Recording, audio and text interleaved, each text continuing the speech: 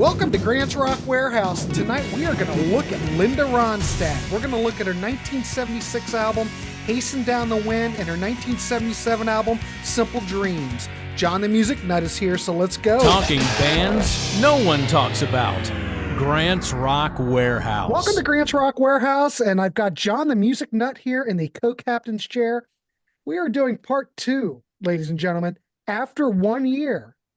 We're doing part two in our Linda Ronstadt series.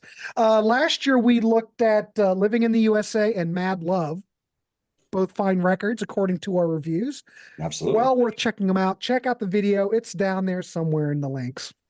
But tonight, we are going to look at Hasten Down the Wind from 1976 and Simple Dreams from 1977.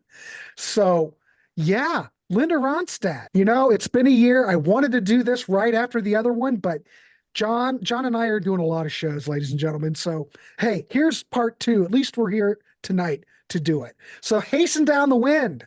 That record came out in 1976.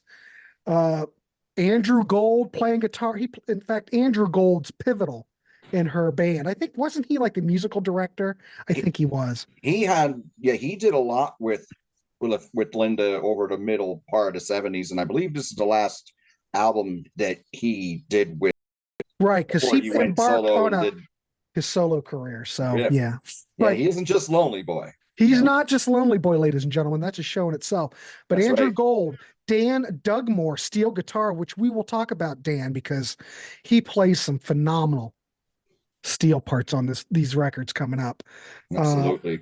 Michael Botts drums, Kenny Edwards bass, who was played in a band called Brindle. Now, I'm going to bring Brindle up because Brindle has a lot to do with the current band, because on this record, we do have Carla Bonoff. Linda does 3 tracks that she's written, and she was in a band with Andrew Gold and Kenny Edwards called Brindle back in the late 60s. Okay. So it's all coming around, ladies and gentlemen, on this record. Waddy Wachtel guitar. He's a big legendary guitar player, probably still doing sessions today, I would imagine. And there are other musicians involved, but yeah, we're going to look at Hasten Down the Wind. I think I'm just going to throw it over to you to get us started. And we're just going to keep it loose, talk about this record, what we like, what we don't like, give us a rating. We'll rate it at the end. You know, we're just talking Linda because, you know, well, I don't think that many people are talking Linda, but you cannot deny in the 70s, she was everywhere. And today, not so much, but she's been stricken with MS, but still, incredible talent. So I'm going to throw it over to John the Music Nut. John, thanks for coming. Nice to see you again. Good to see you, Brett. What's your whole thoughts on Hasten Down the Wind from 1976? Well, this was one in a long string of successful albums for Linda. Linda was on fire from about the early 70s, and even as she was changing her sound, in the late 80s and the mid to late 80s, she was still getting a lot of platinum records. She was still having hit singles. Maybe they weren't always on the pop charts. Really changing her sound on here, but I love this record. I love that record too. I love that record too. Absolutely. And so she was, but I was saying she was changing her sound a lot on these records, but there's a lot of slow country on these records. There's a lot of country tinge tracks on here that really, when you listen to them, number one, the craftsmanship on these songs is off the charts. The playing, is impeccable. You got the best studio musicians out there playing on these records. And there's just a lot of class. And Linda's just a master singer, a master interpreter. And, with her records, it all depends how much you like the songs. You know the songs are going to be good. It's just how much they mean to you, what genres you're into more or less. This is more of a country record to me, although there is more to offer. But a lot of songs are slower, not pop country that you know now. No. Real country. Right. Real country music. So as Grant, as you're saying, Carla Bonoff wrote 3 songs for his album. She's one of these songwriters has been around forever. She's still out touring. She's still playing small theaters. And she's one of these songwriters who didn't really have a lot of success on her own, but a lot of people covered her songs and had more success with them. Right. But she wrote the opening track, Lose Again. This is a great emotional ballad. When you give Linda an emotional ballad, she's going to sing the heck out of it. And her singing on here is awesome. We got Andrew Gold here on the piano. This was a single. It only went to number 76, but if you listen to this, it sounds like it could have been a bigger hit. But I think what was happening at this point is Linda had some songs that were, and I'm more partial to this part of her too. She wrote a lot of, not wrote a lot of poppy songs, but covered a lot of like peppy songs, like really like feel good songs, like bouncy. And I think that's what she's at her best. Even though I like everything she's done, like, I mean, it's just what your musical preference is. But this is a really slow, like emotional ballad that works really well. Now, the Tatler is a cover of a cover, excuse me, because Washington Phillips wrote it, and then Ry Cooder redid it, and he made it a lot more popular. And then Linda redid it. And here you got more of those 80s feels. You got that electric piano. Got that Fender Rhodes. Mm-hmm. Yeah. As soon as you hear that, you think 70s, because electric piano is so prominent on the radio in the 70s. And you have some violins on there. They bring in a lot of nice color to the song. This is a really cool tune. Great chorus on it. Grant, do you want me to go through the whole album, or do you want me to go through a few songs? I figure we could just go back and forth as you just keep going, and I'll jump in on it as we keep going. You're doing fine. Excuse me. Okay, thanks. If He's Ever Near. This is another Carla Bonoff song here. This is more mid-tempo and reflective again. It's more in the slow country vein. Well, we mentioned that steel guitar, though, of Dan Dugmore. Oh, yes. He's like one of the stars on this show. I know a lot of this, if you don't really know Linda's work, how much Andrew Gold added to this, because he would play all kinds of things. He would do a lot of the arranging. I mean, back in the day, You're No Good, that was on Heart Like a Rose. Or Like a Wheel. Like a Wheel. The Brain, John, The Brain. You do a ton of shows. It's hard. I know it's hard. Remember all this stuff. But stuff. he arranged all that. He probably arranged, I don't know, but I'm assuming he had a hand in arranging all this. The record is just impeccable. It's just absolutely a monumental piece of work. But Dan is a steel player. I love what he adds. It adds a lot to that song.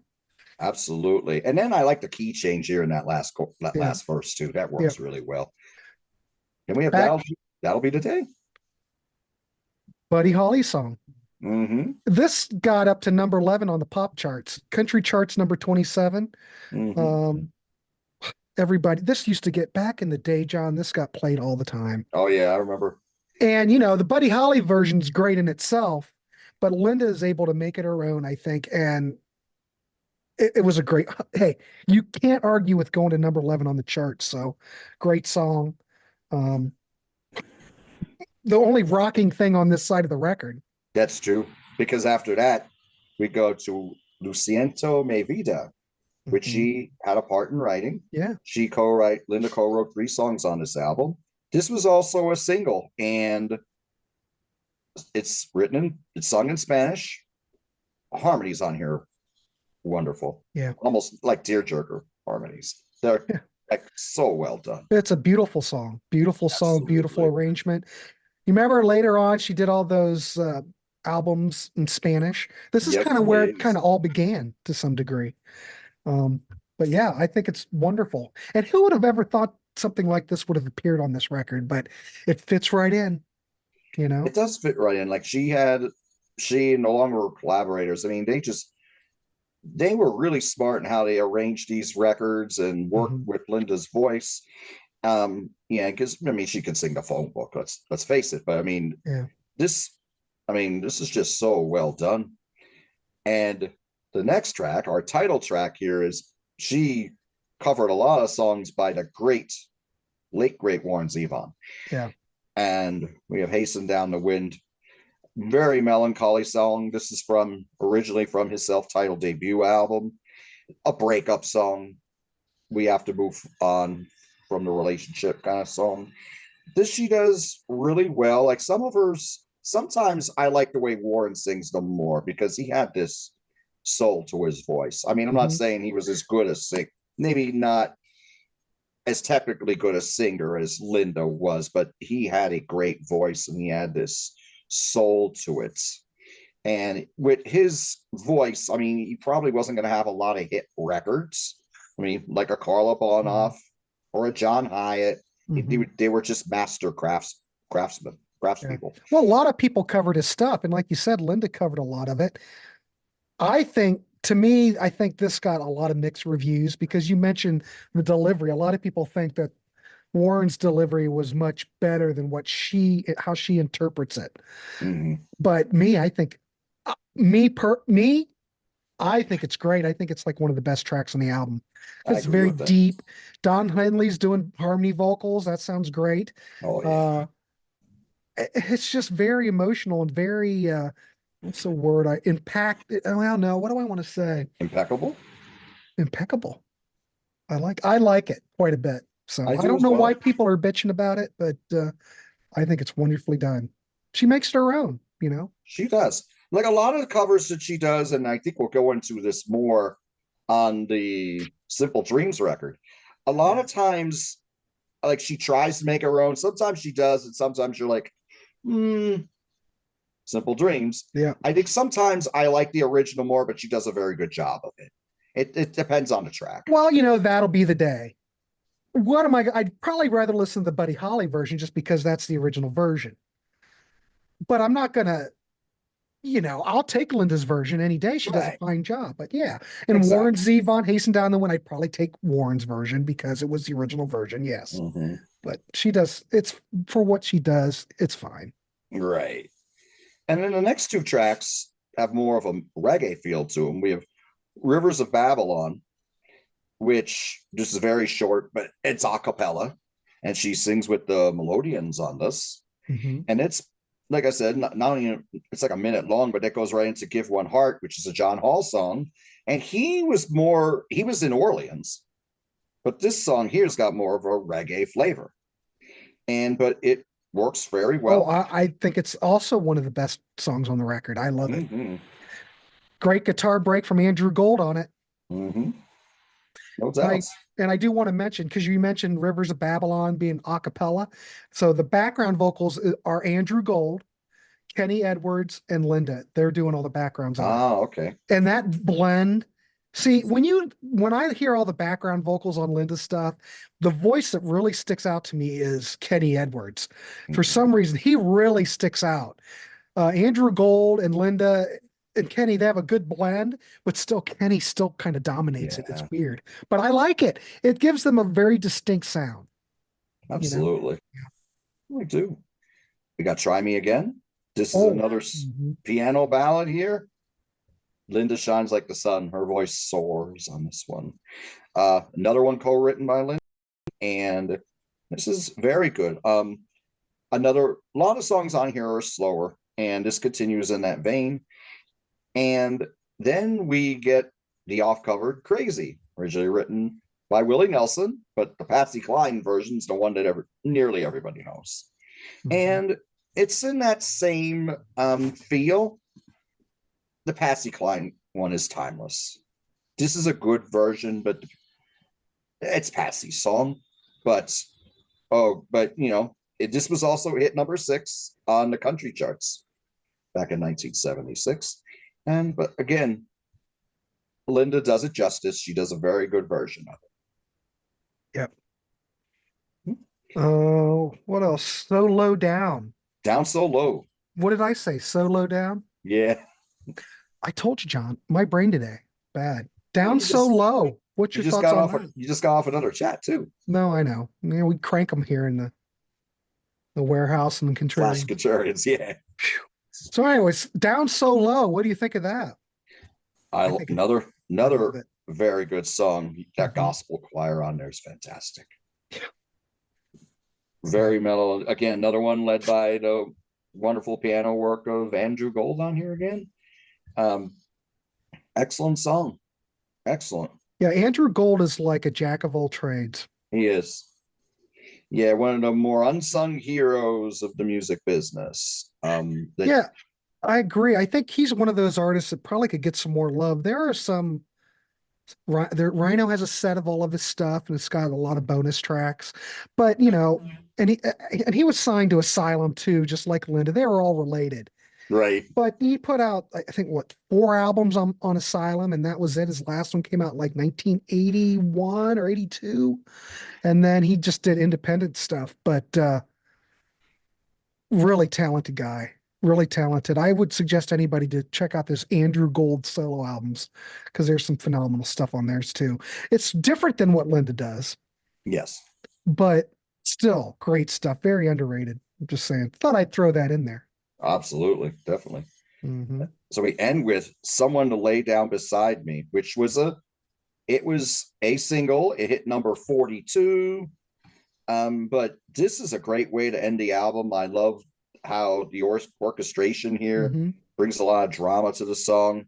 This is one of my favorite tracks on the album. I like all three of the songs that Carla brought to this album. So yes, very good song. Of all the stuff from like outside writers, because I don't think this was, I can't remember, but I don't think the Carla Bonoff stuff had been done by anybody else. Do you know? But to me, her stuff just kind of stands out. Mm-hmm. Yeah, we've got Crazy on here. We've got some of the standards. I'm going to say that's a standard by this point. Yes. But Carla's stuff kind of is refreshing. I agree. And I don't know. Is there any Carla material on Simple Dreams? I can't remember. There is not. I kind of miss it, but anyway, I think this is a great track. Great way to end the album. I mean, for me, it's a pretty slow, mellow record. There's only the one rocker, ladies and gentlemen. Correct. It's the Buddy Holly track. I mean, and it's rocking, but is it really rocking? Not really. It's a very low key record, very country tinge pop is basically what it is. I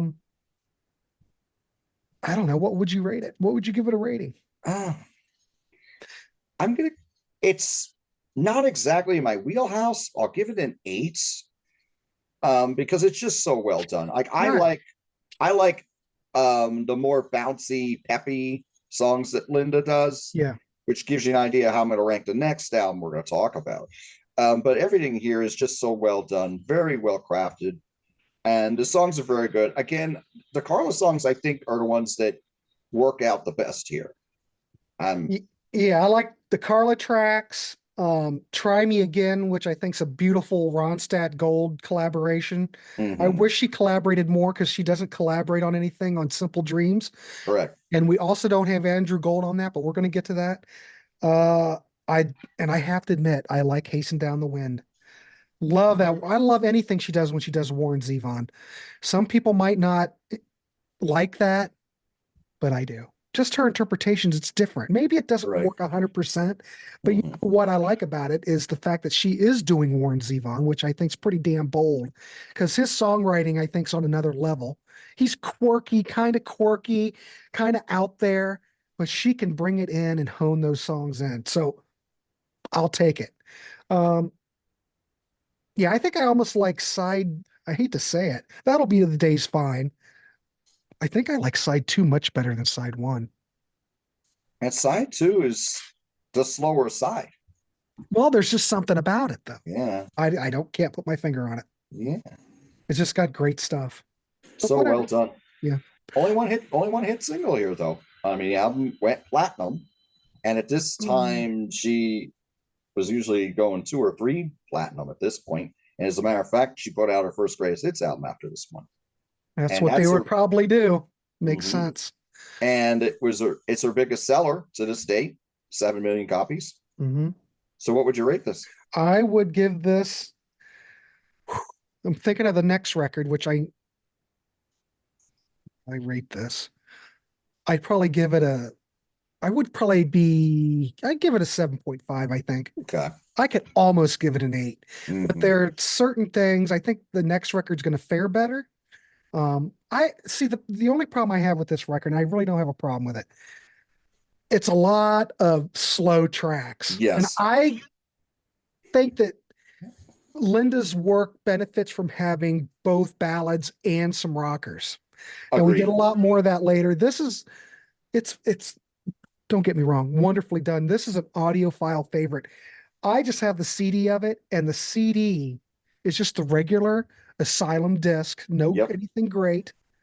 Val Gary was the engineer on it. And of course, Peter Asher produced it, but this record is crisp. It's clean. It's a beautiful sounding record. I give it a 7.5 because there's just more stuff in her catalog I like better. Right.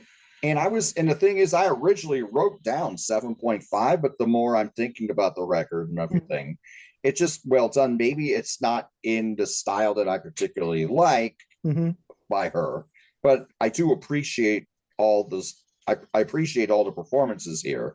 And I think the songs are very well done, particularly Carla's songs. So that's why I lean towards an 8 on this. All right. That's fair. But I will tell you, there are other Linda albums I like more. Yeah. So, but I would recommend it. It's not like I would throw it out. Okay. If you want to listen to something to chill out to after a long, hard day, it's a good record. This is a very good record. All right. All right, ladies and gentlemen, let's move on to Simple Dreams 1977. This is also an album produced by Peter Asher. Val Gary is the engineer. We don't have Andrew Gold. Andrew Gold, who's been a mainstay with Linda for years, went out on his own, and he's doing his solo things now. We're going to look at this record. Right off the bat, I must say, you get much more of a rocking record. You still have ballads. Yes. But there's a broader range in styles here. No Andrew Gold, like I said, but even though he had so much to do with all these previous records, you don't miss him here. I must say, I like this record more. I'm not going to rate it yet, but I like this record more. And I do think that this album may be a little bit more accessible. You've got a couple of Warren Zevon songs, which are phenomenal on here. It's more accessible. I think the sequencing could be tweaked on it, but we will talk more about it. But it opens with "It's So Easy." So what's your thoughts with the opening? What a great opening, right, John? Well, this is one of her signature songs, if not the signature song. Yeah. Maybe this or "You're No Good." You're No Good would be it. Buddy Holly's song, but she truly made this her own. This is when you hear "It's So Easy," this is the one you think of. This song is fantastic. Fantastic. As much as I love the other record, Hasten Down the Wind, I love this more than anything on Hasten Down the Wind. Very bouncy, very memorable. I mean, you wound up hearing this song in commercials for years and years and years. Like so many people, this is one of those universal songs that the generation after us have probably heard it, but they don't know it's Linda Ronstadt, but they've heard it because you hear this once and it just what a lot of people call an earworm now. It's just so memorable from the first listen. There's so many great hooks in here. I want to add that even though this is the Buddy Holly song, her version is so iconic and so fresh and new that I think people probably forget that this was a Buddy Holly song because she makes it so much her own, as opposed to, the last track on the other record where we were talking about That'll Be the Day. She did a fine version of That'll Be the Day. Don't get me wrong, but she doesn't make it her own as she does with It's So Easy. That's what I'm trying to say. This totally Linda, total Linda. Absolutely. Fantastic track. Yep. And we got Carmelita, one of two Warren Zevon songs here. Yeah. I like this version, but Warren worked. I like Warren's version more because this song is about junkies. Yeah. And the way she sings it, it doesn't really connect because of her voice. Well, you can't imagine Linda going down to the local Pioneer chicken stand and scoring heroin. Right, exactly. I could maybe see Warren doing that, but I can't see Linda doing that. But I think she sounds great on it. She sounds great on it, but when you hear the original, you're like, I know, yeah. And it's still good though. It's still good. It's still good. Like, it's still good. Like it's still good, but you're not gonna forget the original. I mean, the original is spectacular. but it's played in a nice country feel here. Well, just like Warren's is, but Warren's voice, I think, really brought that song out. Well, either Peter Asher or Linda thought highly of this because she did. Yes. It is number 2 on the first side. But hey, I like it. I'm glad it's on here. Yes. So yeah, I like it. And there's another, and I mentioned another Warren song on here now. That one, I think she did a very good job with. Well, we could talk about that. She did Poor, Poor, Pitiful Me, which is another Warren Zevon song, which Warren's version, absolutely perfection, don't get me wrong. But like the Buddy Holly, she takes her version of Poor, Poor, Pitiful Me and makes it her own. People think of her, not Warren Zevon, though I like both versions. Right. But I think on this album, this kind of makes me think of something. For the cover versions she's doing, for the most part, she really hits them all out of the park and makes them hers, as opposed to maybe on the previous record, maybe not so much, even though her delivery's great. She always sounds good, but she seems to be selling them more here, and I'm more convinced. So thus, it's so easy. Linda, total her version, and same with Poor, Poor, Pitiful Me. But there we covered Warren Zevon. Yes, and let's not forget Waddy Wachtel's guitar solos on both of these songs. Yeah. Oh, he's brilliant. What a talent. Oh, yeah. I mean, as much as we're saying about Linda's performance, his solos on here are perfect for the song. Yeah. Perfect. They bring so much to them.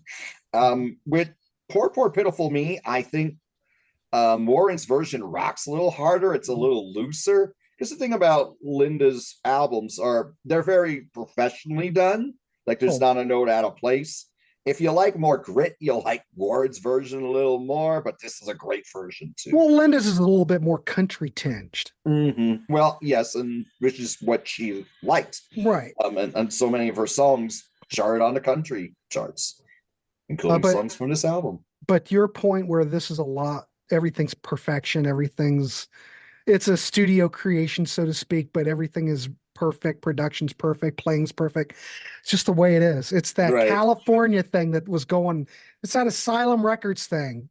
It's kind of like Jackson Browne. We're all in that same Eagles, vein. Yeah. Even the Warren Zevon album, they're all related. All the same people were playing on them. It was all the same people. The Eagles, Yep, they were all the same, but like Warren was a little grittier, but he was in that same, he was in that same group. Yeah, Waddy was all on it. Waddy was playing guitar on all those records. Yep, Waddy did. He played on those records as well. So we got Simple Man, Simple Dream from, this is a JD Souther's part of that group too. He had stuff on Asylum. Talent. Also on Asylum, and not too many hits on his own, but what a fantastic songwriter, I think, and he's still out there playing. And he's had plenty of hits as a collaborator. With the Eagles, tons of stuff, Well, yeah, Her Town too with James Taylor. Good one, yeah. Great talent, but never really hit it out. I think he had, if I remember correctly, I remember a single, or JD had a single out like in 80 or 81, maybe, and it might have been a minor hit on his own, but the song's really not that. I can't even tell you what it was called, but I just remember it. I remember the picture of the record and everything, but it didn't really make much of an impression. It's him collaborating with people. Yes, that is great. And Simple Man, Simple Dream, Linda's version of it, again, great track. The hitting on his own was When You're Only Lonely. That's it. Yep, that's it. What year was that? 79 or 80. Yeah, I'm gonna say that's the one. Yeah, it was coming to me while you were talking. But I haven't heard it in years. It never really gets any airplay. Yeah, it was you never hear it. You don't even hear it like on yacht rock radio or anything, and it would be considered a yacht rock song. I would say yes. But this is more mellow. There's another country feel, more of a country feel, but you have electric piano on it, and the electric piano totally works. Very good track. And then you got Sorrow Lives Here.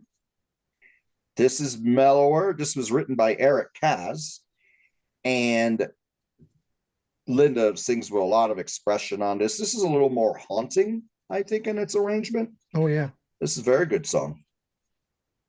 Yeah, I like it. I have not much to add Mhm. to it, but I think it's so far I'm digging the record. I mean, so far we've only had really one rocker though, where we're going to find in side two there's more rockers. Yes. And I kind of wish, I still long for maybe more rockers on this record, or maybe the sequencing could have been done a little bit differently. Yeah. Because yeah, we start out with a rocker and then we're going, yes, we're rocking. Oh my God, we love Linda rocking out. And then we're back to all the slow stuff. Right. I mean, that's just a minimal complaint, Right. but I just kind of wish we had some more, because the next track we're going to talk about is yet a slow track. But I will say, what a way to end side one. Absolutely brilliant. I Will Never Marry. With Dolly Parton doing the background vocals. Linda and Dolly together, it's absolutely gorgeous. It's gorgeous. It is gorgeous. This was a top 10 song on the country charts. And what I wrote in my notes was this is a prelude to Trio, the album she did in '87 with Dolly Parton and Emmylou Harris. And when I did some more research, they were actually trying to record an album together then. It just didn't work out. Oh, I did not know that. Yeah, I didn't until this past week. There you go, ladies and gentlemen. We are giving you information. Things Absolutely. You didn't know. I did not know that. All right, cool. But yeah, I Will Never Marry. Beautiful. Absolutely stunning track. What a way to end side two. But side one. I mean side one, but I mean I still could have used another rocker. Something yeah, I could have something and pull something, rearrange something. But that's a minor. That's just minor. So far, this has been a wonderful record. Yes, and then we go into another huge hit single. Oh my God. That was nominated for Best Pop Vocal Female. Mm-hmm. At the Grammys. Blue Bayou, Roy Orbison song. Dan Dugmore playing the steel on this. Absolutely. Yep. Hauntingly beautiful, if I could say it. Yes. A Roy Orbison song that, again, like I'm saying, all these cover versions on this record, she is making them her own. When you think Blue Bayou, people are going to think Linda, not Roy.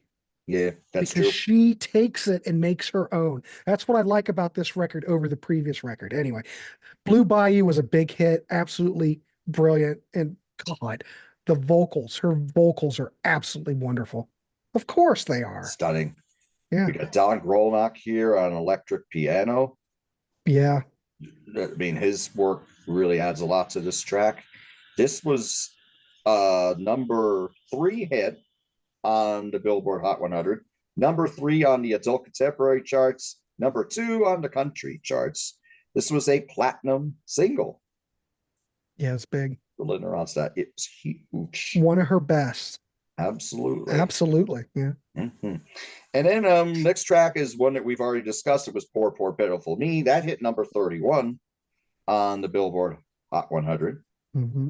One of 4 top 40 singles on here. We'll get to the 4th one shortly.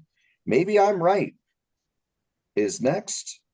I have your Waddy Wachtel writing this track. Yeah. This is an acoustic song. Here's more of that great steel guitar on here from Dan Dugmore. Oh, another slow country song that Linda does so well. And the accompaniment is perfect on it. Mm-hmm.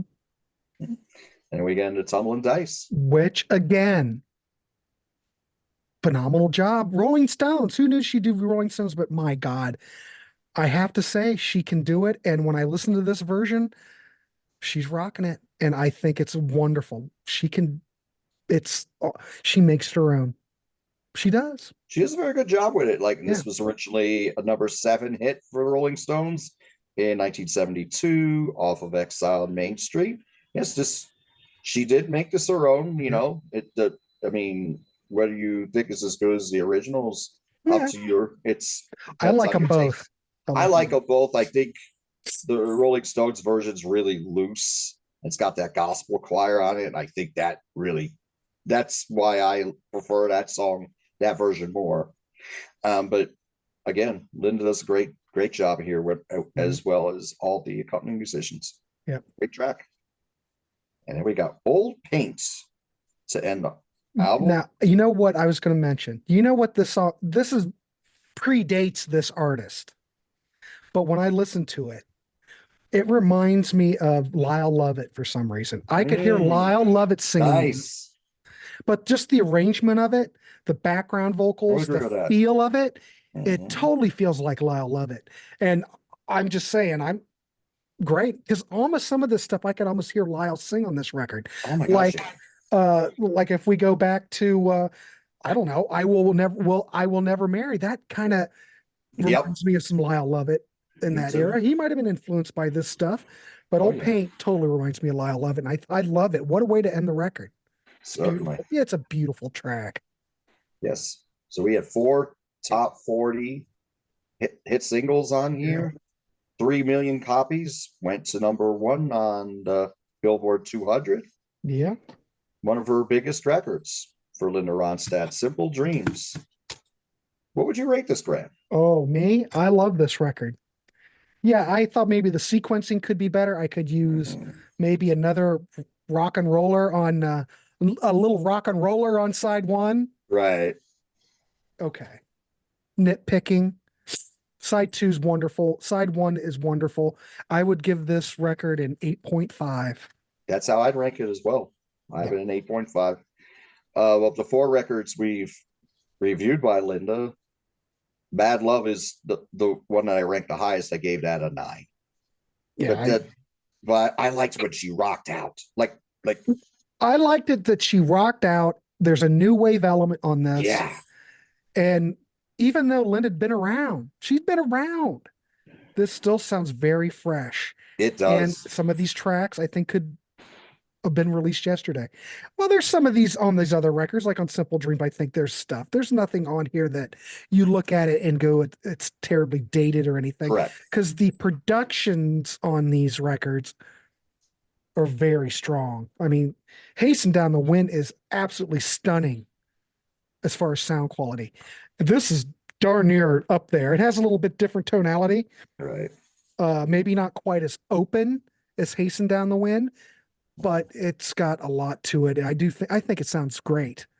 But all those, I don't think Linda Ronstadt, come on. We always talk about Steely Dan and how great their productions were and all those records sound so great. So do these. They certainly do. Yeah. No but doubt. Yeah, 8.5 definitely for me. Yeah, it's an 8.5 for me as well. But yeah, I'm glad that we dug back into these. So maybe in a year we'll do another 2. Yeah, there you go. Unless you all want it sooner, just let us know in the comments. Well, let us know in the comments. There, let's do that. Tentative, we'll do another one, but let us know what you think in the comments. How do you rate these 2 records? What would you give Simple Dreams and what would you give Hasten? I don't know. Both great records, both a little different.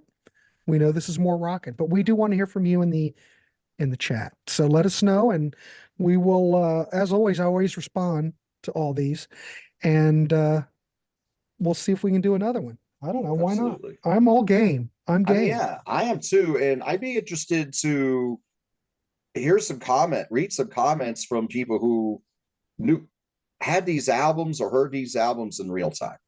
Because when I was a kid when I heard these albums. Oh, yeah. Not these albums, these singles. I didn't hear the albums till many, many years later. Oh, yeah, same here. I wasn't paying attention to their albums. Yeah, I mean, I knew who Linda Ronstadt was, and I mean, I knew the songs.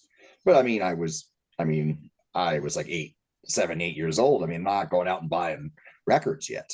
But I mean, we were radio junkies in our household, and I mean, I heard all these singles, particularly the ones on Simple Dreams, because those songs, like, I mean, I heard Poor Pitiful Me by Linda before I heard it by Warren, because I get into Warren's music much, much later. Yeah, well, Warren was still pretty obscure during this point. Well, we know he didn't. Okay, we had Werewolves of London, but that's the only thing anybody ever knew. But he didn't really sell any records.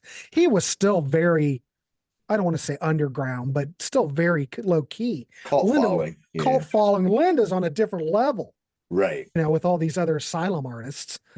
But yeah, it wasn't until much later that I discovered Warren Zevon. Right. Yeah. He's got a heck of a catalog. Heck of a catalog. No doubt. Something else to check. So anyway, what in the comments? I was just thinking, if there are two albums you want us to compare or contrast, let us know. And then John and I'll get back together and we'll see what we can do. But anyway, leave a comment. Please like, subscribe. John, the Music Nut, is on many channels. He's a very busy man.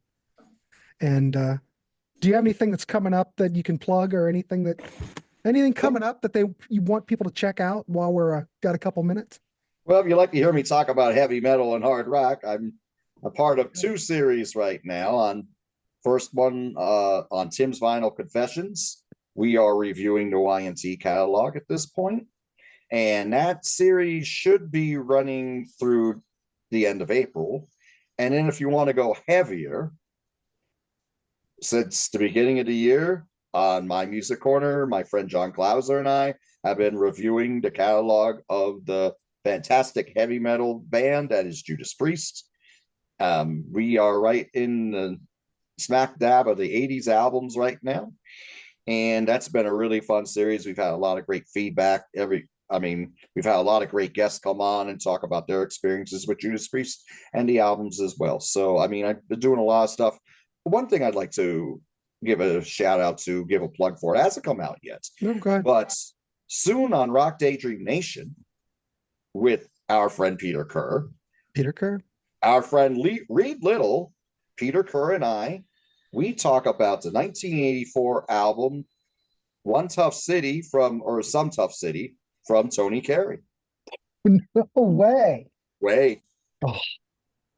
That's one of those artists I really need to dive into, because I do love the Planet P stuff. What a great vocalist, and just his keyboard playing, absolutely great. And that Planet P stuff I really dig. Oh yeah. I had never really ventured into his solo catalog, so I'll have to check that out. And he's like a Todd Rundgren in the fact that on this record, he's writing the songs, singing all the songs. He plays bass, he plays guitar, he plays all keyboards. And the only other musicians on there, the ones who are playing drums, a few sax solos, it's a lead guitar. And what year did this record come out? 1984. It was his biggest record. Is that the one where it's kind of like, it's like him hunching down like on the street? Yeah, I remember that. That got some airplay back in the day, but yeah, well, it has 2 top 40 singles in A Fine Fine Day and First Day of Summer. I probably remember them if I heard it, but I haven't heard them since they came back then. Fine Fine Day you still hear once in a while. As soon as you heard the opening keyboard line in Fine Fine Day, you'd be all over that. All right. Oh, maybe I'll check it back out again. But anyway, all those channels, all the links are down below. So go ahead and check those channels out and subscribe to those if you haven't already. And look out for John. He'll be back on my channel. He'll be back on Contrarians. He's everywhere, ladies and gentlemen. So, John, I want to thank you for coming on. Hopefully we can do some more Linda Ronstadt. We will see what the people say. All right. All right, everybody. We'll see you. We'll see you on the next one.